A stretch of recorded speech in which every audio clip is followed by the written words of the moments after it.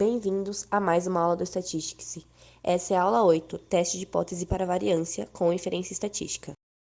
Nesse contexto, nosso teste de hipótese vai ser a variância para uma população e a variância para a comparação de duas populações. O teste de hipótese consiste em admitir um valor hipotético para um parâmetro populacional e, com base nas informações da amostra, realizar um teste estatístico para aceitar ou rejeitar esse valor.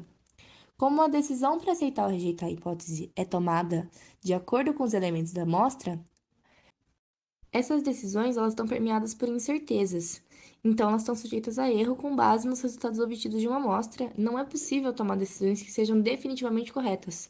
No entanto, tem como dimensionar a probabilidade do risco da decisão de se aceitar ou rejeitar uma hipótese estatística. O objetivo desse trabalho é fornecer um método que permita verificar se os dados amostrais trazem evidências que apoiam ou não uma hipótese formulada. Para tornar mais fácil, temos um exemplo da variância para uma população. Um órgão de defesa do consumidor testa o peso dos produtos vendidos em estabelecimentos comerciais. Uma empresa alega que seus produtos apresentam no máximo uma variância de 50 ao quadrado. Numa inspeção de uma amostra aleatória, dos produtos foi acusada uma variância amostral de 45 ao quadrado. Considerando uma distribuição normal, teste a alegação da empresa a um nível de significância de 10%. Primeiro, tem que definir as hipóteses que envolvam o sigma ao quadrado. Igualar isso à hipótese nula e na hipótese alternativa testar o que a empresa disse. Então, fica com a hipótese nula com o sigma ao quadrado igual a 50 e o sigma ao quadrado para a hipótese alternativa maior do que 50. Esse é um teste unilateral superior. Depois, é necessário fazer o cálculo da estatística teste, que agora é representada pelo x ao quadrado, da distribuição Q quadrado. Então, o x ao quadrado, ele é o n menos 1, s ao quadrado, sigma ao quadrado. Então, tem que substituir os valores. No nosso caso, n é 15, s ao quadrado é 45, sigma ao quadrado é 50. Onde n é o tamanho da amostra, s ao quadrado é a variância amostral e sigma ao quadrado é o valor teórico da variância. Sendo assim, substituído na fórmula, temos aqui o exemplo, e resulta em 12,6. Se a variância amostral não seja fornecida no exercício, o cálculo é realizado pela fórmula que foi apresentada nesse slide. A distribuição da estatística teste é a distribuição Q quadrado com n menos 1 graus de liberdade. A distribuição Q quadrado é uma das distribuições mais importantes em estatística, junto com a distribuição normal e a distribuição F. Dependendo do nosso conhecimento sobre a situação, sem o efeito, o teste Q quadrado pode ser bicaudal, cauda esquerda e cauda direita. O princípio principal do teste de hipótese é que a hipótese nula seja rejeitada se a estatística do teste obtida for suficientemente improvável sob a suposição de que a hipótese nula é verdade. O valor P é a probabilidade de obter resultados da amostra tão extremos ou mais extremos do que os resultados da amostra obtidos, supondo que a hipótese nula seja verdadeira. E em um teste de hipótese, existem dois tipos de erro. O erro 1 ocorre quando rejeitamos uma hipótese nula verdadeira, e o erro 2 ocorre quando deixamos de rejeitar uma hipótese nula falsa. Agora, é necessário analisar a região de rejeição, considerando o nível de significância de 10%.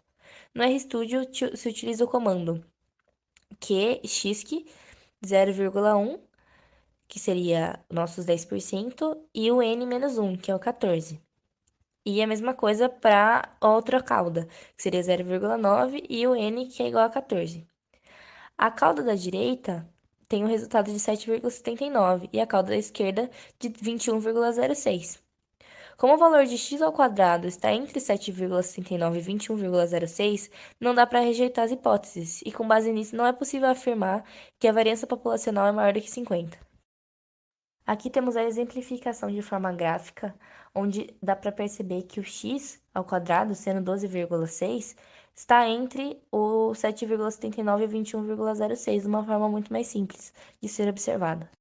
Realizando um exemplo apenas pelo RStudio, temos que um fabricante de peças afirma que a vida útil delas tem um desvio padrão de 0,7.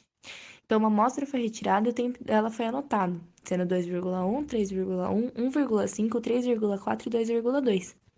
E o nível de significância é 5% e a variância é diferente do que o anunciado pela empresa.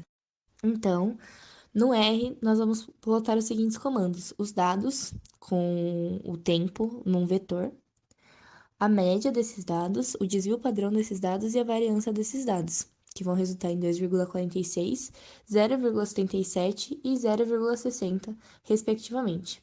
Depois, tem que fazer o VAR teste. Então, no VAR teste, a gente tem que colocar os dados, o ratio de 0,7, que seria a nossa hipótese, a alternative two-sided e o pair igual a false.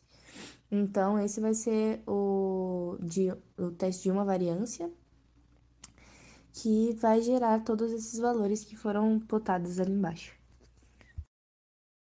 Agora, vamos fazer um exemplo de teste de variância para duas populações. Queremos ver se duas lojas têm lucros semelhantes, considerando 5% de significância a partir de 7 compras em cada estabelecimento. Então, a loja A tem 20, 26, 40, 38, 32, 29, 30. E a loja B tem 23, 27, 39, 42, 34, 28 e 36 de lucro por compra. Então, temos que calcular o F-calc pela variância amostral de B sobre a variância amostral de A.